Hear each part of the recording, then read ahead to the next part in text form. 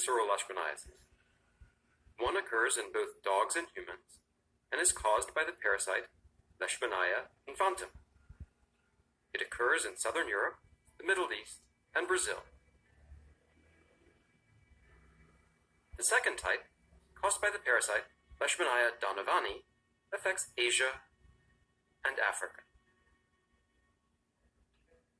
Both parasites are transmitted in the same way. They use an intermediary, a vector, a tiny blood-sucking fly, barely a few millimeters long, the female phlebotomist, or sandfly. When the fly bites an already infected person, the phlebotomist ingests the parasites along with its victim's blood. If the phlebotomist then bites someone else, it transmits these parasites to the new victim.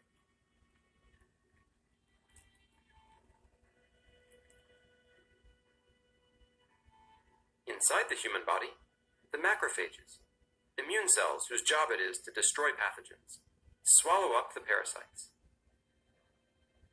If the immune system succeeds in fighting the infection, the victim is immunized against any future attacks. But if the immune system loses the battle, the victim falls seriously ill very rapidly. Inside the macrophages, the parasite changes form, multiplies, and invades all the organs, with a distinct preference for the spleen and the liver. The first signs of the disease are fever, anemia, and an enlarged spleen and liver.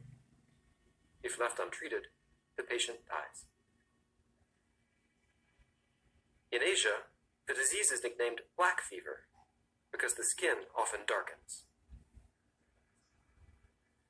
Leishmaniasis weakened the immune system, leaving patients vulnerable to so-called opportunistic diseases, like tuberculosis, malaria, or dysentery. Leishmaniasis is itself an opportunistic disease.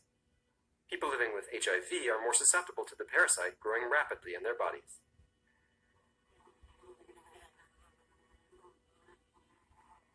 And when a phlebotomist bites someone who is co-infected, it ingests a higher parasite load, which it will transmit when it bites again.